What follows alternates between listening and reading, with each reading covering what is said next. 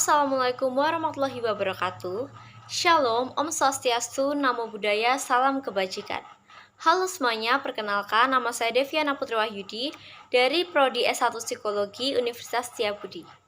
Hari ini saya akan mempresentasikan tentang proses rekrutmen SDM dari perusahaan.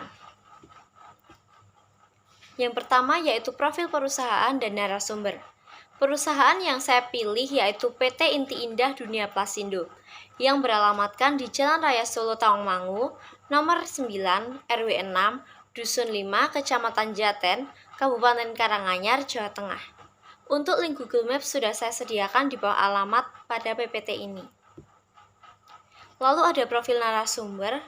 Kemarin saya mewawancarai Bapak Haryono Hadi Saputro, kelahiran Juni 1981, lulusan SLTA, dan menjabat sebagai Kepala Personalia PT Inti Indah Dunia Plasindo. Dan ini merupakan dokumentasi setelah saya melakukan wawancara dengan beliau. Untuk struktur organisasi perusahaannya, paling atas yaitu Direktur Utama sebagai pemilik dari perusahaan tersebut, lalu di bawahnya ada Kepala Personalia atau HRD, di bawahnya lagi ada 3 jajaran yang sama sejabatan yaitu Kepala Administrasi, Kepala Marketing, dan Kepala Produksi. Di bawahnya lagi masing-masing ada stafnya, yaitu staf administrasi, staf marketing, dan staf produksi. Untuk proses rekrutmen pada PT IIDP ini, yang pertama, pencarian karyawan sesuai posisi yang dibutuhkan. PT IIDP mencari karyawan baru dengan cara komunikasi antar staf, bukan melalui mutasi ataupun postingan sosial media. Jadi, jika HRD meminta karyawan sesuai posisi yang dibutuhkan, maka ia akan melakukan komunikasi dengan staf-stafnya untuk mencarikan karyawan yang sesuai pada posisi tersebut. Jadi, perusahaan ini tidak menggunakan teknik mutasi ataupun menyebarluaskan melalui postingan media sosial terkait posisi yang dibutuhkan. Yang kedua yaitu proses seleksi. Proses seleksi di sini melalui 3 tahapan yaitu seleksi administrasi, tes wawancara oleh Direktur Utama, dan tes wawancara kepribadian oleh Kepala Personalia. Pada tahapan seleksi administrasi, calon karyawan akan mengirimkan berkas berupa surat lamaran berisi data diri personal termasuk nomor handphone atau email, ijazah SLTA, fotokopi KTP, KK, BPJS jika memiliki, SKCK, KIR dari puskesmas atau dokter. Di sini syaratnya juga minimal umur 17 tahun dan memiliki ijazah SLTA. Saya sempat bertanya kepada HRD mengapa minimal umurnya 17 tahun. Dan HRD itu menjawab, karena pada usia 17 tahun ke atas merupakan usia yang produktif dalam bekerja.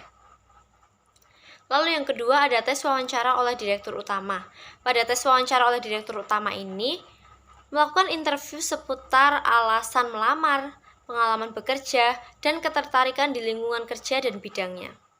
Jadi, Direktur Utama ini akan menanyakan seputar mengapa Mas bisa melamar di sini, mengapa Mas bisa tertarik dengan perusahaan kami dibandingkan perusahaan lainnya, seperti itu. Juga pengalaman dia dalam bekerja.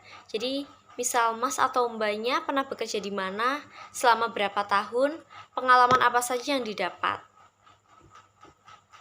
Lalu dalam tes wawancara kepribadian oleh Kepala Personalia atau HRD ini, merupakan interview di mana Kepala Personalia ini akan melakukan tes kepribadian dengan beberapa pertanyaan seputar personality, kemampuan dan potensi, serta menentukan apakah calon kandidat ini cocok menempati posisi yang dilamar. Jadi, Kepala Personalia akan mengetes si calon karyawan ini dengan beberapa pertanyaan yang menyangkut personality, kemampuan, dan potensi. Yang ketiga yaitu pengumuman. Jika calon kandidat tersebut lolos dalam seleksi, maka pihak perusahaan atau HRD akan menghubungi calon kandidat tersebut melalui email atau telepon yang sudah dicantumkan pada surat lamaran. Lalu yang keempat ada penandatanganan kontrak kerja dan masa orientasi. Karyawan yang sudah terpilih akan melakukan kontrak kerja pada PT IIDP selama 1 tahun dan memiliki masa orientasi atau penyesuaian selama 1 minggu agar dapat beradaptasi dengan lingkungan kerja yang baru. Jadi karyawan yang sudah terpilih tadi akan melakukan kontrak kerja, penandatanganan kontrak selama 1 tahun. Jika 1 tahun tersebut sudah habis kontraknya, maka karyawan tersebut akan melakukan perpanjangan selama 1 tahun dan begitu seterusnya. Yaitu sudah dicantumkan pada perpanjangan kontrak pada nomor 5. Jika sudah habis masa kontrak kerja selama 1 tahun, karyawan dapat memperpanjang kontrak dengan catatan kinerja yang baik. Jadi jika kinerjanya kurang baik dalam kurun waktu 1 tahun kemarin, maka HRD terpaksa harus menghentikan perpanjangan kontrak yang sudah dilakukan. Yang terakhir yaitu evaluasi proses rekrutmen. Evaluasi ini berdasarkan dari pendapat saya, yaitu yang pertama, kurangnya penggunaan media sosial dalam menyebarluaskan informasi pekerjaan. Di mana tadi HRD mengatakan bahwa usia 17 tahun ke atas itu merupakan usia yang dicari dalam perusahaan tersebut karena merupakan usia yang produktif. Sedangkan usia-usia tersebut cenderung menggunakan media sosial dan mengakses media sosial sebagai sarana untuk mencari pekerjaan.